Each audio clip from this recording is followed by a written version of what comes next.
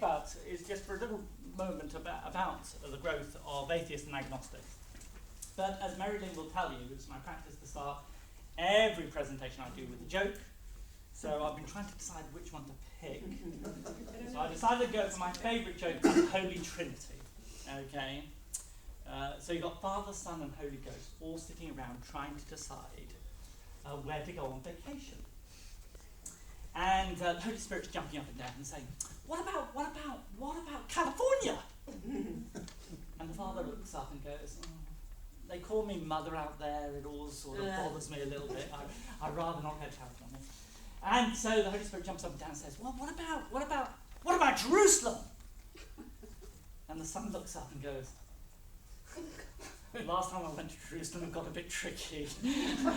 I'd rather not go to Jerusalem. So at that point the Holy Spirit says, oh, you too, and stomps off.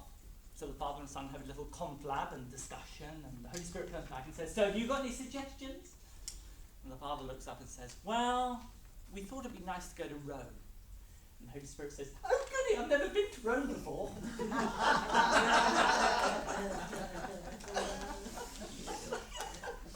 Now at this point somebody says, I just brought my Roman Catholic friend along, I thought it'd be nice for them to hear you. You just said, oh yes, sorry!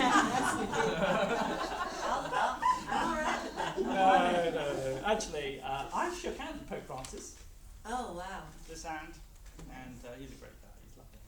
We didn't say very much, that's what we did actually, shook hands. His English isn't that good. He says to every single person he meets who's English, or speaks English, he just says, please pray for me. Which I think is good actually. If you're going to have problems in languages, I mean his, obviously Spanish and his Portuguese and his Latin and his Italian are all good. So I mean you can't complain really. But if you're going to find English to stretch, coming up with a phrase which you can say to everybody, and that's a perfect one, and I think he means it. Okay, right, so America on the whole doesn't have many atheists and agnostics, but they are becoming a growing minority. So 2007 to 2014, explicit atheists grew from 1.6% to 3.1%, and agnostics grew from 2.4 to 4%. So if you combine those numbers together, you can sort of see it's gone from 4 to 7% of the American population. That's a statistically significant growth. It's mainly urban, it's mainly coastal, okay? So that's where the growth of the atheists and agnostics are. I'm going to merge them together a little bit. In terms of type, they're more likely to be men, they're more likely to be white, and they're more likely than the average American to have a college degree. 28% of Americans have a college degree. 43% of people who designate themselves atheist or agnostic will have a degree. Okay, so we're going to start meeting them. First thing to do, of course, is love them in Jesus, right? So let's not be too defensive about this. We can be nice and relaxed and very mellow. You should search them out. Enjoy their company. They're often great company. They're very thoughtful. They're very reflective. They're just not persuaded that there's sufficient evidence, to quote Bertrand Russell famously said. He was asked by an interviewer, what would you say when you get to the afterlife and God's sitting there and God turns to you and says, why didn't you believe in me? Russell said, sorry, you didn't give enough evidence of your existence. So that's okay, we can sort of understand that. And of course, the great thing about being Episcopalians is that one thing we pride ourselves on is we're really comfortable as a tradition with questions. We're not afraid of them. We enjoy questions. That axiom you'll often hear in an Episcopal church which says, the opposite of faith isn't doubt, the opposite of faith is certainty. That could almost be on many a bulletin of an Episcopal church. We're very comfortable with questions. We invite people to bring their minds into church. It's okay to have doubts. We all do. One thing that's very, very clear when you reflect on the world and the universe is that God could have made things more clearer. God could have. And that's true in every discipline, incidentally. Knowing is always hard work. Listen to economists talk about the economy for a second. It's clear that there is an economy, But it's also clear when you listen to them that they're not sure what's going on at all. So once you start thinking of knowing is like that, knowing is just like that. Talk to physicists talking about black holes. I didn't understand the word they were saying. But trust me, they were clearly disagreeing. There were lots of arguments, you know. I remember when I was at Cambridge, sitting on a high table, which is, you know, you're allowed to do once a semester. And I found myself sitting next to a mathematician. And at this point I'm going to offend Catholics, and I'll offend mathematicians. But actually, you know, this guy was a fairly typical mathematician, really bright, but, you know, small talk was not one of his natural things. So I decided to ask a question, like you do. And I said, so I've always been puzzled. 22 over 7's pi, 3.14, without reoccurring, going on to infinity. How do you know it goes on to infinity and it doesn't reoccur? How do you know? How can you be sure? How do you know at the billionth plus place there isn't suddenly a surprise? And then he got his napkin out and a pen, and for 45 minutes provided the proof of why pi goes on to infinity. Big mistake. Don't ever do that. Anyway, suffice to say, you know, so when you think about knowing generally, it's complicated. It's rarely obvious. It's like God's made the world like that. Perhaps because God wants us to have conversations with each other. Perhaps because God wants to hold what we believe about the world with some humility. And religion's just the same. Religion's like black holes, religion's like economics, religion's like all these other disciplines. The world is just complicated. And when you're thinking about the world, God invites us to work hard to understand it. So therefore, Episcopalians are very comfortable questions. So if somebody says to you, I can't believe in life after death, because surely, you know, mind is dependent upon brain, and therefore once your brain's dead, there can't be any life after death, you can sort of nod and say, yeah, that's a good question. Yeah, I'm fine. And you can stop there. You don't need to try and answer it. You can just say, yeah, I can understand that there's a difficulty. Or to take some of the old ones, you know, what about the problem of evil and suffering? Why does God allow, you know, tragedies to occur, Charles to be mutilated and burnt or whatever? You know, so these are good questions. What's quite interesting, of course, is there are lots of resources in the tradition which actually don't often function at a head level, but more at a heart level. So let's take the evil and suffering one just very quickly. You know, the interesting thing about evil and suffering is church. Because those of you who are going to go to 10:15 in a moment, you're going to walk into a church where the primary symbol is a symbol of judicial execution by the Romans. You're going to participate in an act of remembrance and paradoxically of gratitude for a life that was cut short at the age of 33. So actually at the heart of our liturgy is tragedy and pain and hurt and death. So actually when people say to me, I can't believe in God because of evil and suffering, the right answer is not to give you the free will defense or the greater goods defense. I mean, they're all out there. The better answer is simply to say, come to church on Good Friday. And the Christian claim is on Good Friday that the person hanging on the cross is God, God's Son. Do come on in. I know the scary thing about the front row. I hate going to the front row. In fact, I never do it. You know that joke, why do Episcopalians all sit at the back of the church? And the answer is because there are no seats in the parking lot. It's true, isn't it? We just sort of just don't want to go near them. I'm with you. I mean, I hate sitting on the front. I refuse to do it. I'll stand up in the corner and sit in front of the line. I know. And then somebody like me says, come on forward. That's right. Yeah, no, it's interesting, really. Okay, so the first part of our response is to say, look, we're not afraid of questions. We believe in a thinking faith. We believe God made us with minds. We believe we have an obligation to use our minds when we think about life and the universe. We think knowing in every realm is hard. So we're very comfortable with questions. Never be afraid of them. Say, I love the fact you're asking questions. You'll make a perfect Episcopalian. Okay. Right, now the second thing is, a lot of atheists, stroke agnostics, agnosticism has this sort of lovely image, doesn't it? There's belief over here, there's unbelief over here, whoopie-doo, I'm sort of holding open my options, I'm an agnostic, right? And it looks like the perfect middle road. Now, agnosticism actually is impossible to live.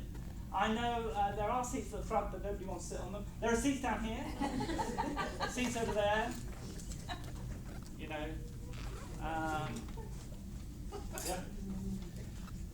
so agnosticism is the See, this is thinking laterally. I'm going to create. Oh no, it's scary, isn't it? You suddenly feel, where's my natural barrier? I'm sort of with you. English people embarrass easily, right? That's one thing. Incidentally, I'm an American citizen, just to reassure you. 2010. And English people, still, I was born in England, we embarrass very, very easily. So that some of the worst moments of my life are those moments when somebody waves to you from the other side of the road, and then you wave back, and then you realise they're waving to the person that I just hate it. I just really, really hate it. It's extraordinary. So I always find it really difficult when I'm saying goodbye to people.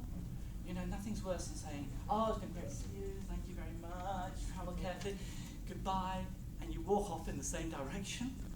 I just hate that. I'll confess to you guys, I've been known to turn around and go the wrong way, just to avoid that moment where you go, oh, I didn't realise you're going this way. Oh. Anyway, where was I? Oh yeah, agnostics. You can't live like an agnostic. You really can't. So let me explain why. Because faith, the person who spotted this actually was Pascal and then William James. Faith's to do with what you do. Okay? And the thing about practices is you can't be agnostic about them. So let me give you an illustration. So you're lying in bed this morning. It's about, 7:30. And you're thinking to yourself, shall I go to church? And you decide, I don't want to say yes, I don't want to say no, so I'm going to say I don't know. Now you can do that for a bit. At 7:30 you can do it. At 8 o'clock you can still do it. At 8:30 you can still do it. At 9 o'clock you're in trouble. At 9:30, the weird thing about agnostics is they all behave like atheists. See, I've never met an agnostic who says, I'm agnostic, so I pray on Mondays, Wednesdays and Fridays, but I don't pray on Tuesdays and Thursdays. But you just can't live like that. In other words, agnostic, it's a bit like trying to be agnostic about getting married. Males are the worst at this.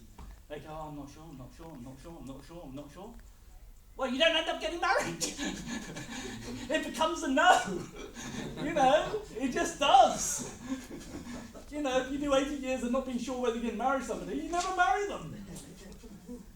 See, so the truth is that faith has a lot to do with practices. It's like things like, shall I live my life aware of the demands of love? Shall I live my life open to the fact that God is, and praying and communing with God on a regular basis?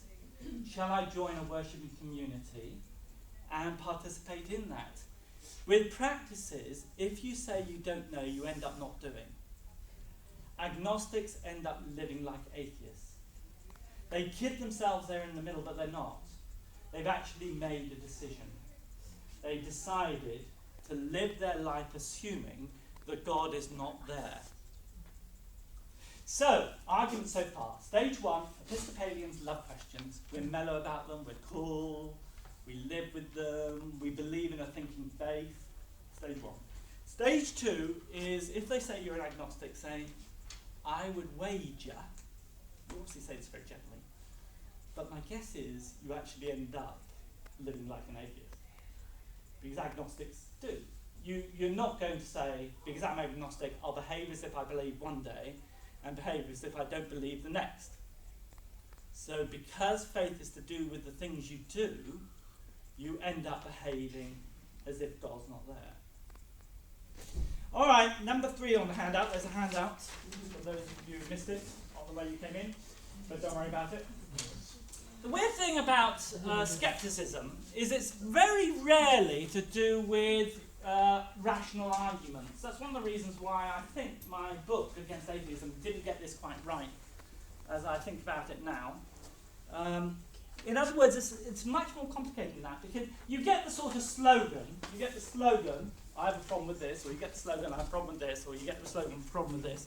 But if you just dig just a little bit, you realise that actually, people haven't really thought very deeply about this. And this is perhaps true of most of us. I mean, it's true of believers too. Believers, believe for certain reasons, but don't think very deeply about that either. So actually, reasons underpinning positions are fairly rare. I mean, I'll give you a few illustrations. Let's take the old mantra, science has disproved God. Well, that's nonsense. I mean, absolutely and totally nonsense. And a vague acquaintance with the literature would make somebody realise it's nonsense. Science is actually really puzzling just a minute. I mean, really, really old. How many people have heard of the anthropic principle, just out of curiosity? I always like to ask that question, because at this point I find that there's a genius physicist in the room, and I suddenly go, well, can you explain it to me? Okay. We have a genius physicist here. You can correct me afterwards. Okay, right, so the anthropic principle is really interesting. It's coined by an astrophysicist, Brendan Foster, Brendan somebody, in 1970 or so.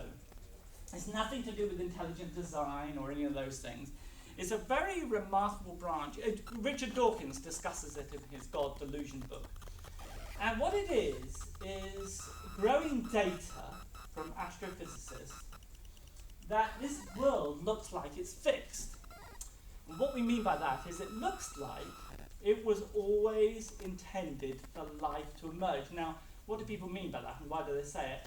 Well, we always knew, right at the beginning of the Big Bang, there had to be a very precise, this is 13.7 billion years ago, give or take a couple of weeks.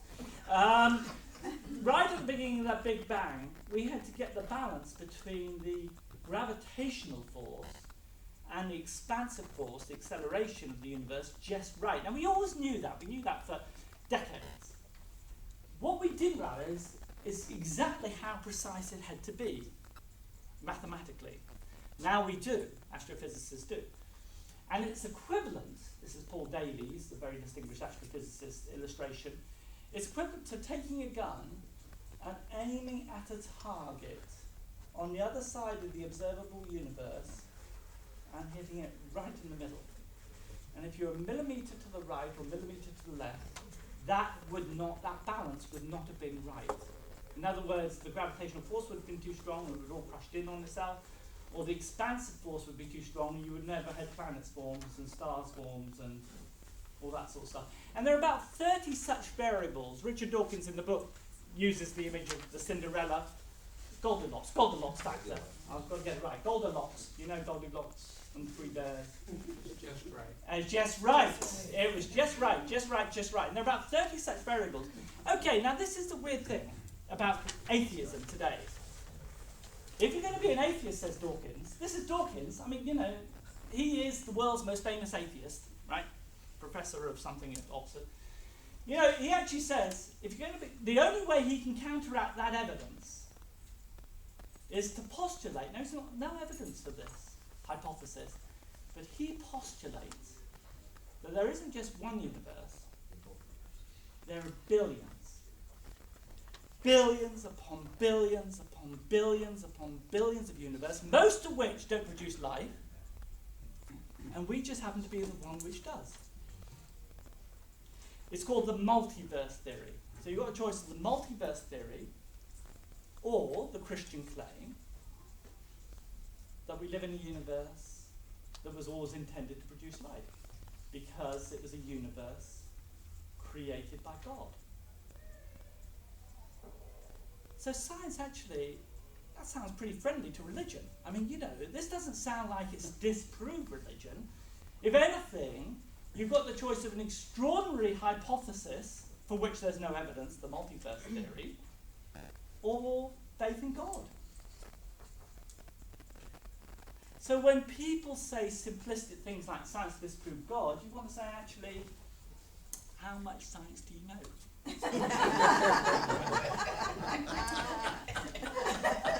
Have you heard of the anthropic principle?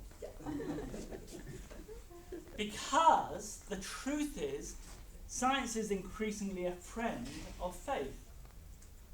You know, one of the reasons why we all have this impression that science disproved God is because there's this sort of narrative, once upon a time, there were all these stupid religious people, they believed in a three-tier universe. Then Galileo came along and said, no, the Earth is spinning around the sun.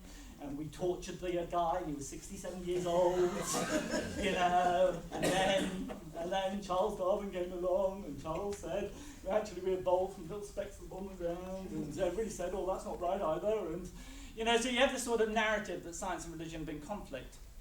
The whole narrative is actually much more complicated than that. And give our tradition some due, Anglicans were one of the first to accommodate scientific insights as we were persuaded that they were right. So we're in a tradition which is quite comfortable with the idea that God's mechanism for enabling life to emerge were the processes of evolution. We're quite comfortable with that idea. So we've actually got quite a good track history in all this. And when people say religion and science have been conflicting, what they're doing is they're saying certain strands of religion have been conflicting. Don't bundle us all in together, please. But if you look at the new physics of maybe from 1920s onwards and the growing implications of Heisenberg's uncertainty principle, actually it's increasingly puzzling about the nature of the universe, and it's increasingly faith-friendly. So John Polkinghorne, for example, who held the chair at the University of Cambridge, which is held by Sir Isaac Newton, so the highest chair in physics, theoretical physics in the country, he's an Anglican priest who loves Jesus. There you go. Stick that in your pipe and smoke it. All right, so, you know, let's just take another one you often hear people say things like, you know, the problem with religion is it causes so many wars. I mean, you sit and think, oh, really? You're going to take that one? Oh, don't do this to me. So, I mean, okay, let's just pause the second one. Let's just go through 20th century. You've got to remember, the weird thing about the world is in 1950, there were 2 billion people on planet Earth. In 2000, whatever we are, 16, there are 7 billion. Right, so you've got to remember, more people live now than have ever lived before. So if you want to pick the most damaging systems, ideological systems, who've inflicted most harm, then just pick any of the big 20th century heroes. I mean, you know, that nice Mr. Hitler. Now, Mr. Hitler was not, trust me, a person of faith.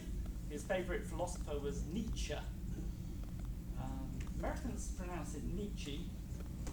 And, you know, one very interesting thing about pronunciation, which always puzzles me, is that difference between English and American English. You know, for example, the Greek word for love is... Phileo. Yes, it is. I'm thinking of agape, which Americans pronounce... Yes, see, that sounds like a little fish.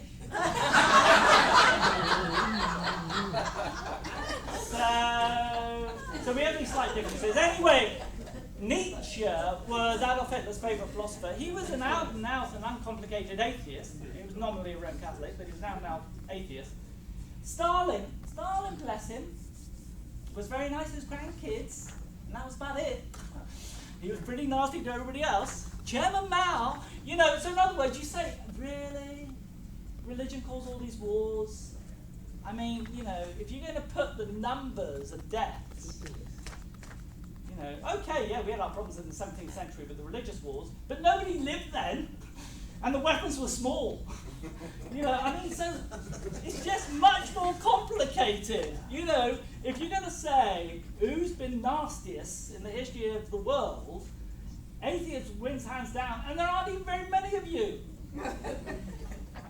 You know, you lived at the best possible time to kill people, and you've done it spectacularly well.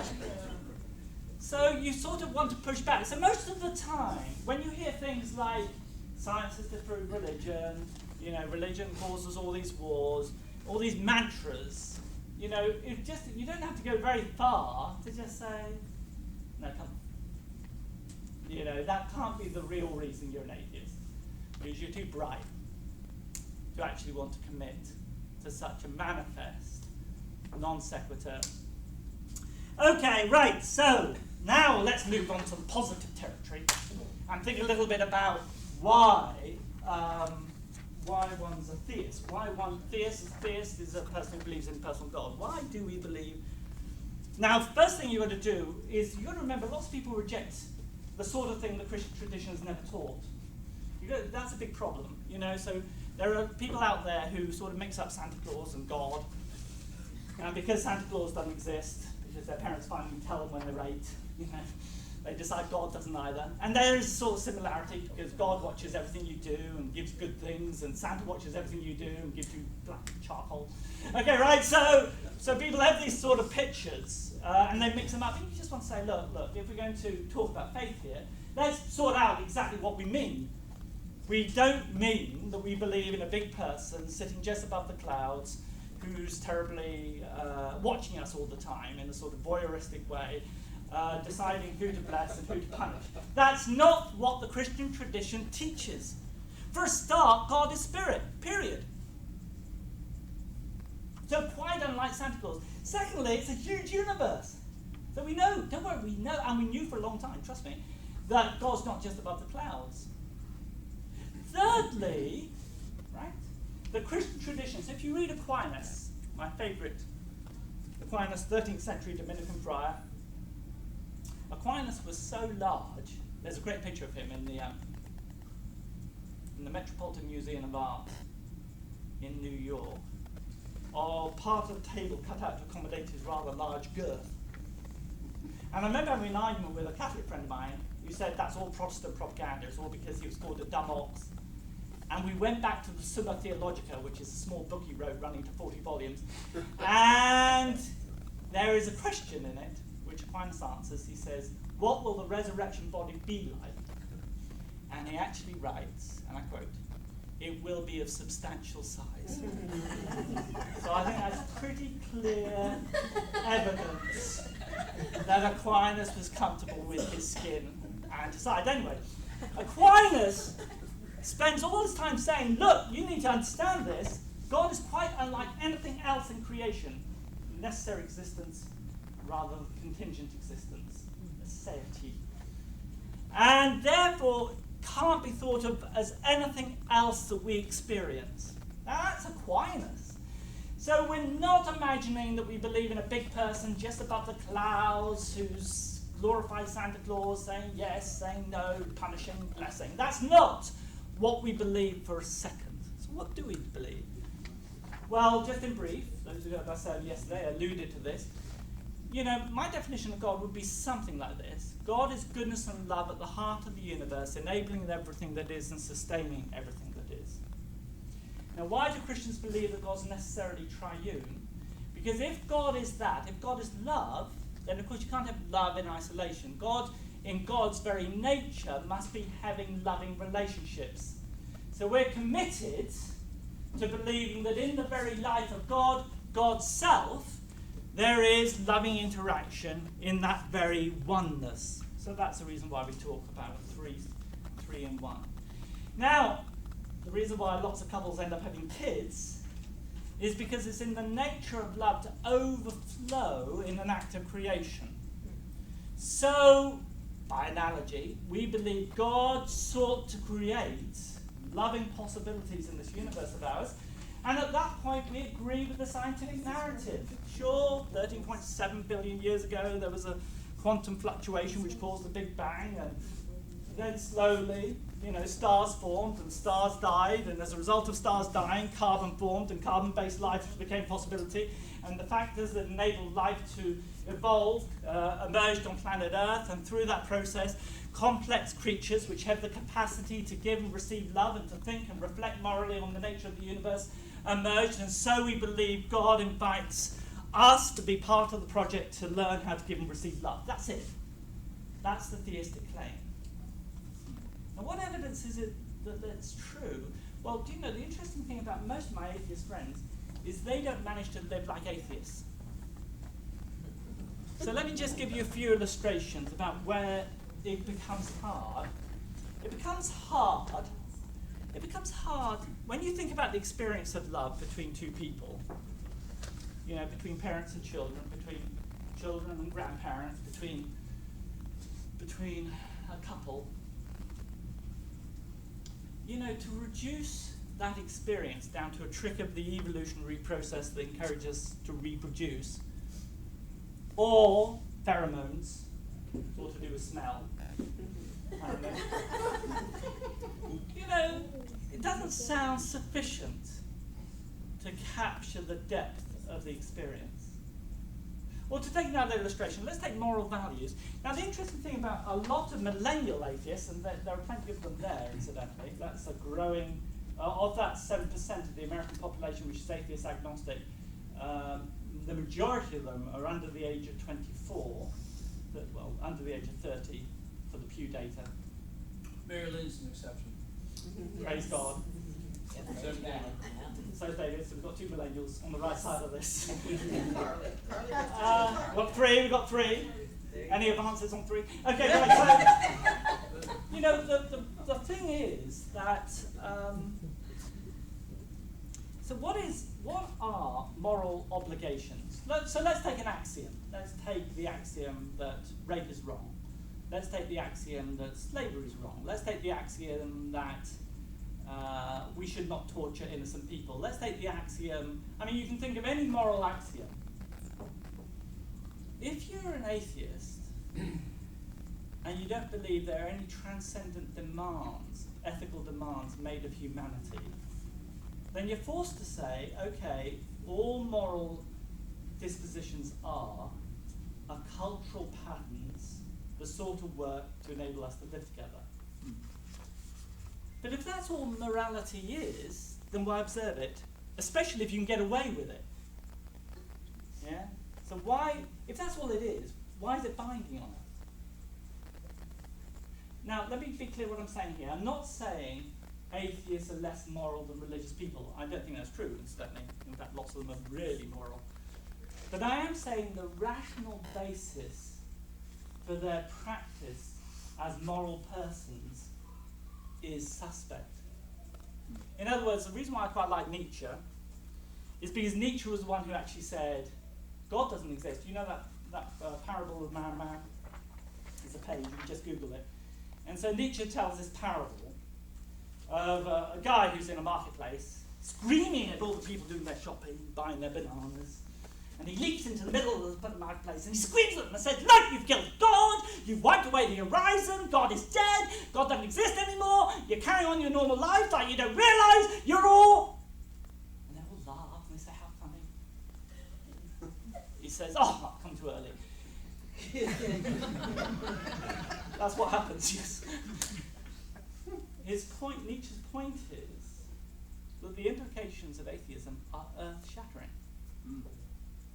Morality, traditional morality with those absolutes makes no sense anymore. He actually went further. He didn't even think the category of truth in a world that's random and purposeless, he didn't think that made any sense anymore. I think Nietzsche's right. He was willing to face up to the implications of atheism. Most of my atheist friends are not. And that, in a funny sort of way, is evidence for faith. Because it's really difficult to live believing that love's just a trick of the evolutionary process and moral discourse is just a human construct. That's really difficult to do. You know, I was having an argument with my nephew recently about determinism. And he does take the view that there is a scientific, physical explanation for everything that a person does. I mean, including his belief that he's determined. So how do you know it's true? You're just determined to say that, and I'm determined not to. Where do we go from here? You know, it's just balmy. But of course the implications for responsibility. I mean, you know, he's 15. So he's got the perfect excuse when he does something wrong at school, isn't he? You know, yes, I was mean to somebody, but it was determined. I mean, this is madness. And do you know what the weird thing is? That determinism in terms of... so the great determinist physicist was Laplace, who was contemporary with Napoleon, and there was this conversation, apparently, between Napoleon and Laplace. And Napoleon says, I see you've written a book about the stars and the planets, but you've not mentioned God.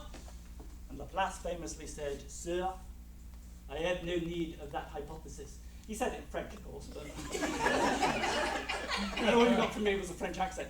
And not a very good one. Okay, right, so... But Laplace actually was a straightforward determinist. He actually believed that if he knew the atomic configuration of the universe at the beginning of the start of the universe, he would have been able to predict every single thing that subsequently happened. This is Barney, Shakespeare, Beethoven. I mean, excuse me? But what's also interesting is all of that is a science we now know is false. Because we know from the new physics that actually there are all sorts of things happening at the quantum level which are uncaused. So actually the whole concept of human free will is back in as a scientific possibility because of the science underpinning it. So the world's just changed. So, let me conclude positively. So let me summarize the argument. Some argument's been this. 7% of the American population are now atheists or agnostics. How do you respond?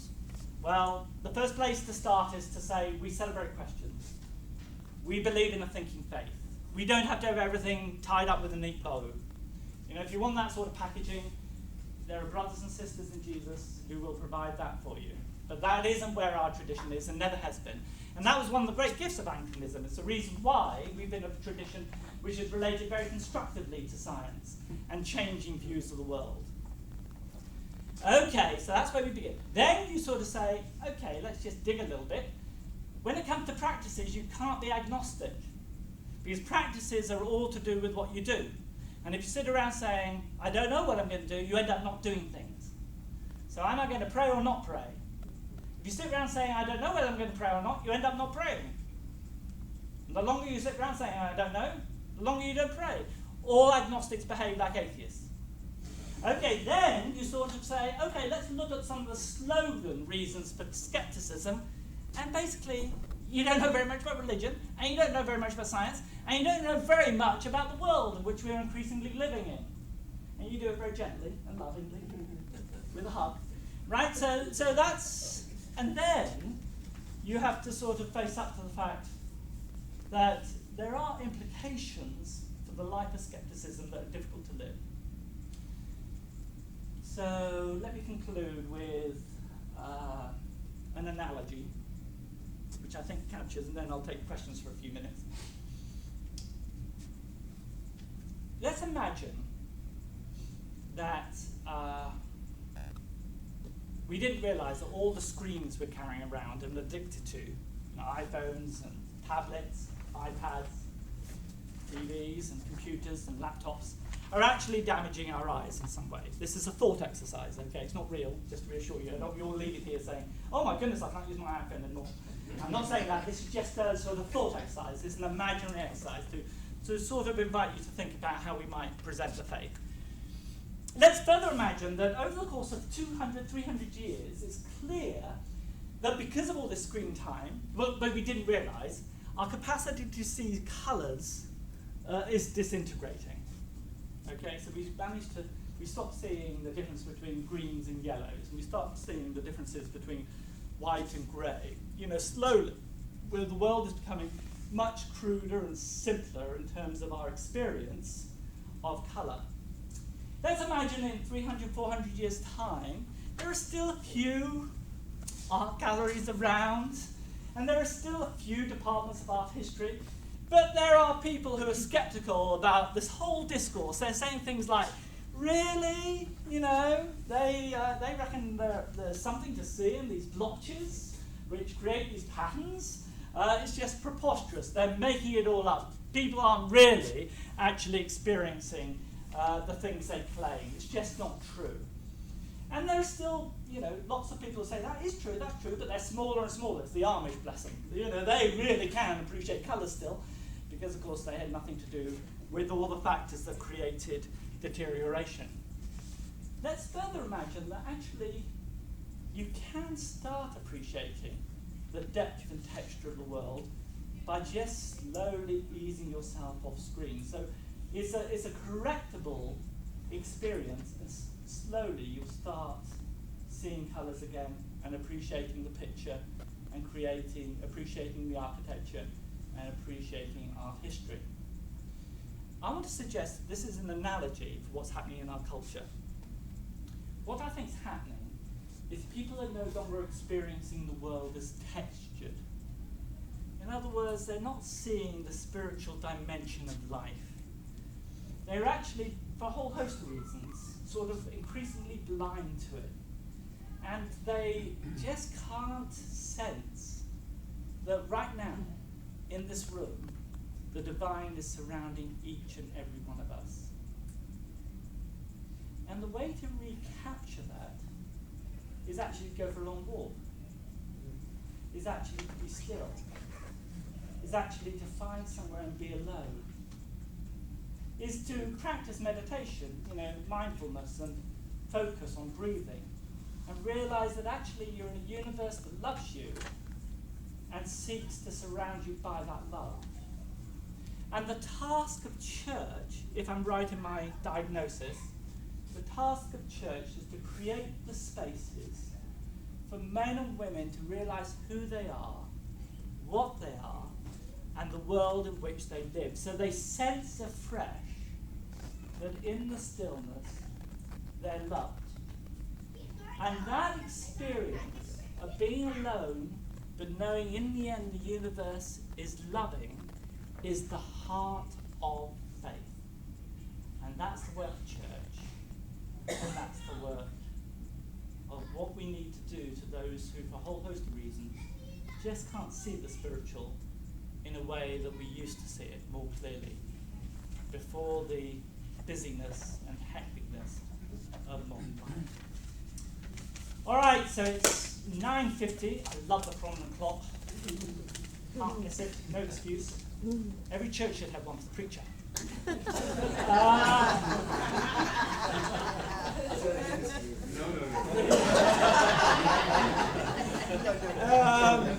I stop talking when I'm done.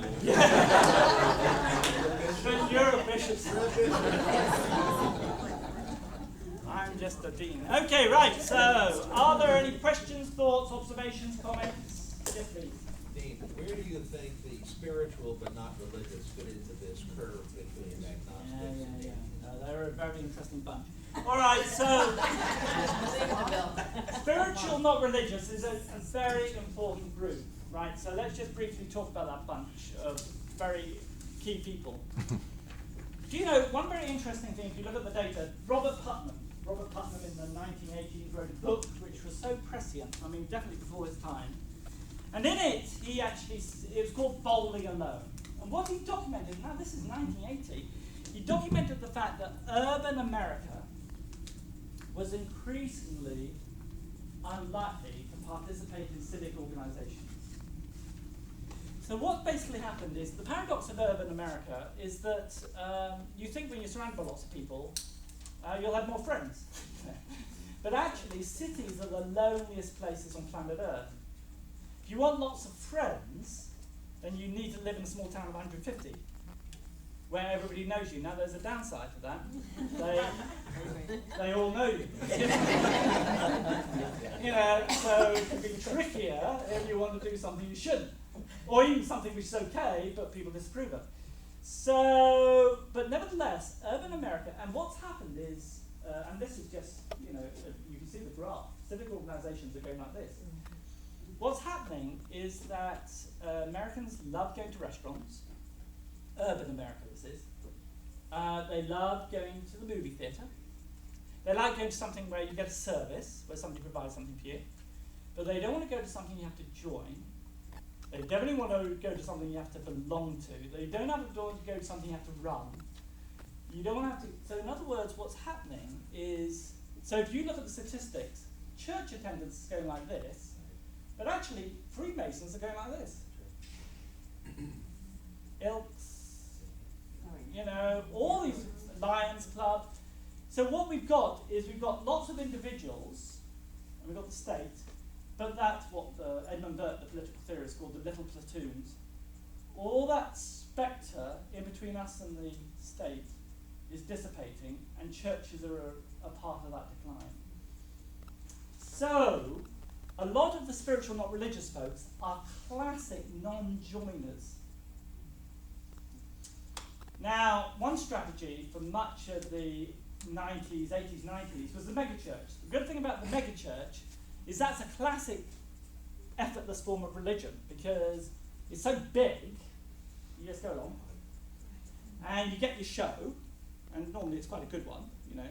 There's a little band on the stage, you know, and it's a good show, and then you leave. So actually it's a classic non-demanding form of faith, which was actually very attractive. The problem with it was it came with a package of attitudes that created a problem for people, especially younger millennials, because, you know, they have a problem with a community which feels their LGBT friend isn't acceptable. So that's weakened this hold.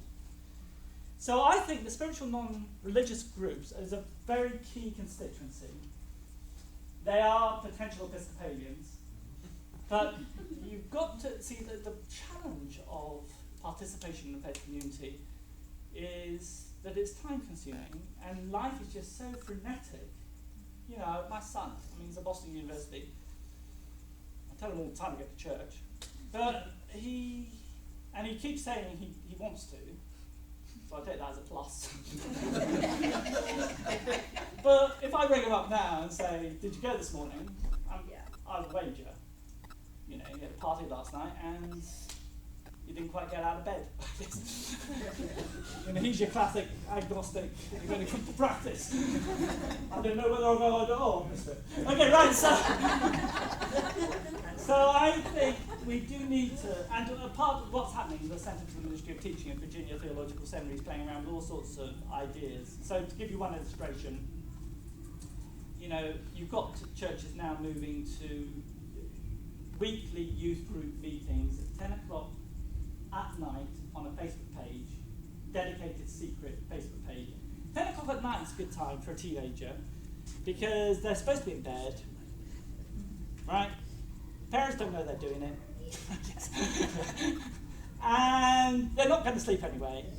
And they talk about the Bible, they talk about their faith, they talk about their fears, they're familiar with texting, so it becomes a live conversation in real time for an hour, supervised by the youth group director, who's also lying in his dressing gown. Americans don't call it dressing gown, do you? Bathrobe. Bathrobe.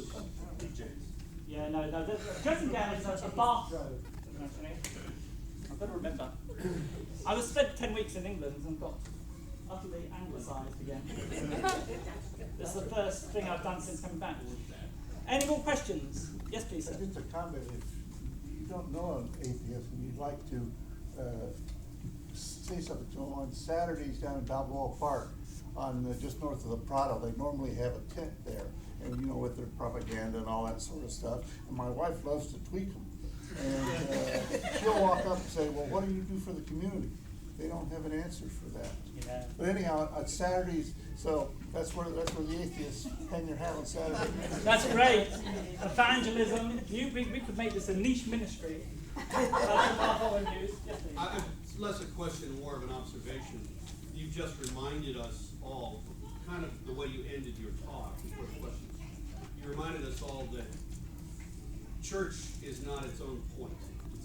That being the church is not the point of being the church. That being the church is about something beyond and bigger and better. And I think that's an important thing to remind us about. That we're here to help people have a transformative relational experience of God, not about having them come to church. We are a vehicle, not an end.